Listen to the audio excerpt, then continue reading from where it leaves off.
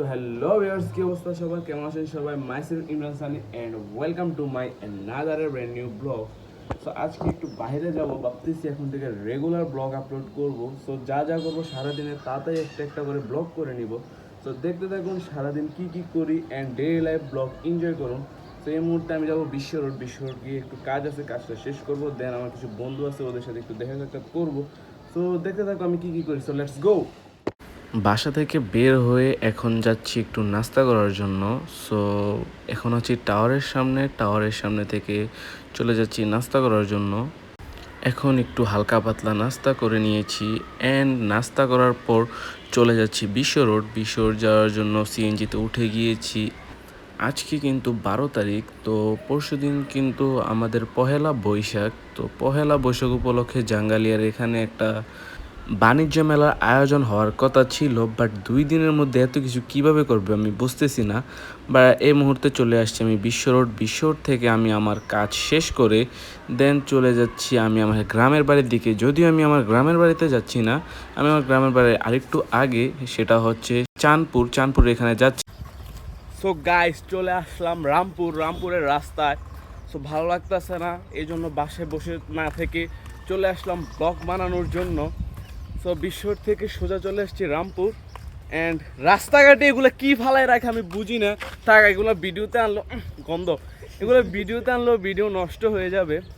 So I think background অনেক সুন্দর আসতেছে, বাট আমারে কালো লাগতেছে, এটা আমি দেখতে পারতেছি, বুঝতে পারতেছি। আসলে আমি সুন্দর বাট কালো লাগতেছে কেন? আসলে আমার ক্যামেরাটাতে সমস্যা, বুঝছেন? আমার একটু কালো কালো লাগে, আসলে আমি দেখতে কিন্তু সুন্দর আছি, আর কিছু না। সো গাইজ, এখন আমরা চলে আসছি রামপুর। আসার পর দেখছি আমার একজন বিখ্যাত বন্ধু সেখানে চিপায় বসে বসে কি জানি করছে। এখন আমরা যাচ্ছি তার কাছে। হেই রাতুল, হোয়াটসঅ্যাপ ব্রো, তুমি কি করছো এখানে? মজু, তুমি কি মজু এর আগে কি জানি খাইছিলা দেখছিলাম? খাওয়া? হ্যাঁ খাবো তো অবশ্যই। আচ্ছা নাও খাও। তুমি এর আগে কি খাইছিলে এটা বলো তো?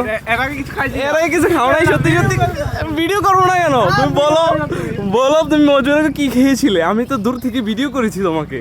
গাইস, এখানে আসার পর পেয়ে গেছি আমার 2টা বন্ধুকে। একটা হচ্ছে আব্দুল্লাহ, যার সাথে এমনি তো কথা হয়েছে, বাট রাতুল সে কি জানি খাইতে লেগে ধরা খেয়ে গিয়েছে। তো এখন সে ভালো হয়ে গেছে। এদিকে তাকো রাতুল। হ্যাঁ, সে আছে না, ওকে হঠাৎ করে এদিকে সে পেয়ে গেছি। তো সে ধরা খেয়ে গিয়েছে আমার হাতে, আমার ভিডিওতে। সো ওইগুলা না দেখায়, ওইগুলা দেখালে সে আবার ভাইরাল টাইরাল হয়ে যাবো। তো আমি চাই না আমার ভিডিওতে আমি না ভাইরাল হয়ে রাতুল ভাইরাল হয়ে যাক, ঠিক আছে? একটু হিংসা আছে, বুঝছেন? তোর লেগে একটু হিংসা আছে না আমার? তুই ভাইরাল হয়ে যাবি, আমি ভাইরাল হতে পারতাম না। আসলে এগুলো হচ্ছে বিনোদন। তো দেখতে থাকো আমার বিনোদনগুলা। আর জায়গাটা কিন্তু অনেক সুন্দর, বাট সুন্দর জায়গার সাথে আমার একটু কালো লাগে আর কি। গাইজ, মোবাইলটার যে একটা অবস্থা, ও সে একটা মায়ের খাইছে, দেখাও তো যাইতেছে না। একটু রোদের আলোতে যাই। ও রে ভাই, একদম মোবাইলটা একদম ছারকার হয়ে গেছে আমার। কিছু বলবি? কিছু বলবো না। সানির জন্য একটা রিকোয়েস্ট, সানি যাতে গার্লফ্রেন্ড নিয়ে খেতে খামারে না যায়। না সানি জীবন আমার দেখছস খেতে খামারে? এ বেড়া, তোরা জীবনে দেখছস? না না না, আব্দুলে যা। এই তো বেটা একটা কাজের কথা কইছস ভাইয়া, আরেকবার কো। না থাক, একবার কথা।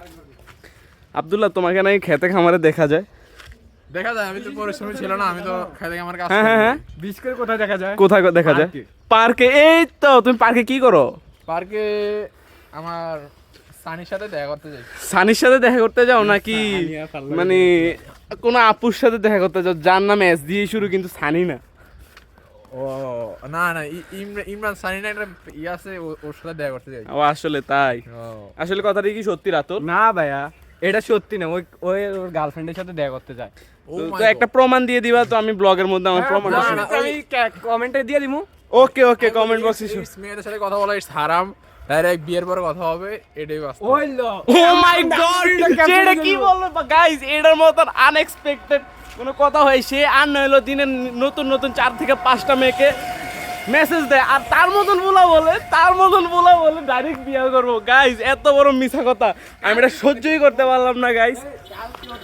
ওরকে ইয়াতে দেখা গেছে, পার্কে দেখা গেছে, এরপরে ইয়াতে দেখা গেছে হ্যাঁ তুই তো পার্কে মাঝে মধ্যে দেখি পাট খেতে ওই বেটা যাই গেছে বেটা তুই আসলে বেটা নষ্ট হয়ে গেছে তো কুমিল্লাতে পাট ক্ষেত নাই কুমিল্লাতে না ধান খেত আছে তুই তো ধান খেতের মাঝখান দিয়ে যাই গাছ ধান ক্ষেতের মাঝখানে যাওয়া যায় না তুমি দেখাও কি দেখাবো গাইস বিশ্বাস করবেন ওরে আছে না আমি দেখছি কি ওই যে সূর্যমুখী ক্ষেত আছে তারপর আরেকটা হলুদ কালার একটা ফুল আছে তো সূর্যমুখী কে বলছে কুমিল্লাতে নাই আরে আমি তোরে নিজের চোখে দেখছি আমি এলাকাতে নাই গাইস হের এলাকায় না থাকলো আমি কিন্তু হেরে দেখছি ঠিক আছে কুমিল্লার শেষ মাথাতে আছে সে জানে আমার সাথে সানি ছিল আরে না গাইস আমি তো ছিলাম না আমি তো চাই শুধু ব্লগ করার জন্য বুঝছেন আমি কি ওর মতন কোনো মেয়ে নিয়ে যাই আমি কখনোই ওর মতন মেয়ে নিয়ে যাই না ও হচ্ছে করা বেডি বাস বুঝছেন ও তো সো এখন ও আমার নামে অনেক উল্টাপাল্টা কথা বলবে তো ওইগুলো আমাকে বলতে দেওয়া যাবে না তো ওই শুটগুলো নেওয়া যাবে না কারণ ওইগুলো নিলে আমার ভাইরাল হয়ে যাব আমি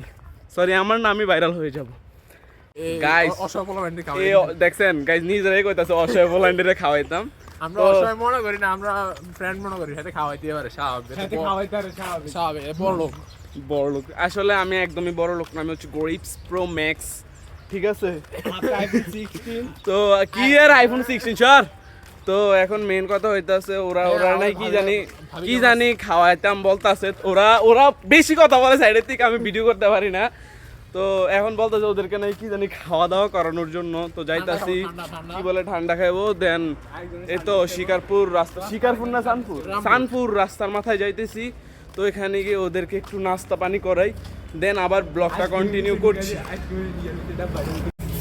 গাইস তো ওদেরকে এখন খাওয়া দাওয়া করাইছি কি সুন্দর সুন্দর গরু যাইতাছে যদি এখন কোরবানি ঈদ না কিন্তু তারা গরুকে কই নিয়ে যাচ্ছে সেটা আমি জানি না তোকে কি জানি কাপ পড়ছে তো এখানে আছে মজু ওরা খাইছে কি জানি খাইছে আইসক্রিম কি বলে না খাবে না ওরা তো এখানে আছে মজুকে প্রমোট করে দিতেছি ঠিক আছে আজকে সবাই মজু খেয়ে আমাকে দিছে কট কিন্তু এখন থেকে আপনারা সবাই করবেন কোকাকোলাকে বয়কট ঠিক গাইস সাথে পেপসিও যদিও এটা কোনো প্রকার স্পন্সরিং ভিডিও না জাস্ট মজার ছলে একটু বানাইলাম আর কি